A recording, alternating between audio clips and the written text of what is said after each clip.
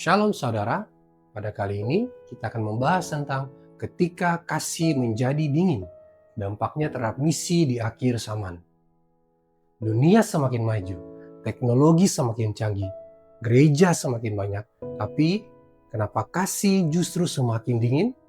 Dan lebih mengkhawatirkan lagi, ini terjadi di dalam gereja. Apa dampaknya bagi misi? Yesus memperingatkan kita dalam Injil Matius 24 ayat 12. Karena makin bertambahnya kedurhakaan, maka kasih kebanyakan orang menjadi dingin. Ini bukan sekedar ayat, ini adalah diagnosis rohani akhir zaman. Apa artinya kasih menjadi dingin? Secara alkitabiah, kasih menjadi dingin bukan berarti hilang total, tetapi menurun, melemah, kehilangan gairah. Yesus mengaitkan ini dengan bertambahnya kedurhakaan. Artinya, semakin dunia dipenuhi dosa, semakin hati manusia kehilangan kasih. Ciri-cirinya, egoisme meningkat, kepedulian menurun, hubungan menjadi rusak, iman menjadi formalitas. Ini persis seperti gambaran akhir zaman, yaitu manusia mencintai diri sendiri, uang, dan kesenangan lebih daripada Tuhan. Seperti yang tertulis dalam 2 Timotius 3 ayat 1-4. Dalam realita dunia modern saat ini, apa yang Yesus katakan itu benar-benar terjadi di depan mata kita. Kita hidup di zaman yang serba cepat, serba instan, dan serba digital. Segala sesuatu bisa diakses dalam hitungan detik. Tapi justru di tengah semua kemudahan itu, hati manusia semakin sulit untuk benar-benar peduli. Media sosial misalnya, yang seharusnya menjadi alat untuk membangun relasi, seringkali justru menjadi tempat untuk saling menyerang. Orang lebih cepat mengomentari, lebih cepat mengkritik, lebih cepat menghakimi, daripada berusaha mengerti dan mengasihi. Kita bisa melihat penderitaan orang setiap hari di layar kita. Bencana, kesulitan, air mata, tapi karena terlalu sering melihatnya, hati kita menjadi terbiasa dan akhirnya tidak lagi tergerak. Inilah yang disebut kasih yang mulai dingin. Bukan tidak tahu, tapi tidak lagi merasakan. Bahkan dalam kehidupan rohani, ini juga terjadi. Gereja bisa ramai, kegiatan banyak, pelayanan berjalan. Tapi pertanyaannya, apakah hati kita masih terbakar untuk jiwa-jiwa? Banyak orang percaya hari ini, sibuk dengan pekerjaan, sibuk dengan diri sendiri, sibuk membangun hidup. Tetapi perlahan, kehilangan kepedulian terhadap mereka yang belum mengenal Kristus. Yang dahulu menjadi beban, sekarang menjadi pilihan. Yang dulu menjadi panggilan, sekarang menjadi tambahan.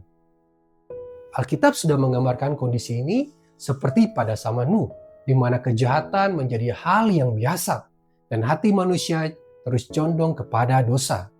Dan tanpa kita sadari, kita hidup di dalam pola yang sama. Dunia tidak lagi hanya jahat, tetapi sudah membuat kita terbiasa dengan kejahatan itu. Apakah dampak langsung terhadap misi? Ini adalah bagian yang paling penting. Misi mati bukan karena tidak ada perintah, tapi karena tidak ada kasih. Mengapa? Yang pertama, karena kasih adalah bahan bakar misi. Tanpa kasih, penginjilan terasa seperti kewajiban, bukan kerinduan. Pelayanan menjadi rutinitas, bukan panggilan.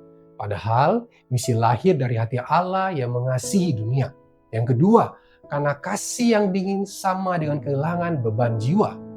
Kalau dulu orang mengasihi untuk jiwa-jiwa, sekarang banyak yang berkata, itu bukan urusan saya. Ini tanda yang serius. Gereja masih ada, tapi hati misinya mati.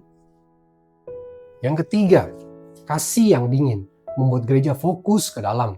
Lebih fokus pada program daripada jiwa. Lebih sibuk membangun kenyamanan daripada menjangkau dunia. Akhirnya, amanah agung tetap dikhotbahkan, tapi tidak dijalankan. Dalam kitab Wahyu 3 ayat 15-17, Rasul Yohanes menegur gereja yang suam-suam kuku. Masalahnya bukan tidak percaya, tapi tidak lagi memiliki kasih yang menyala.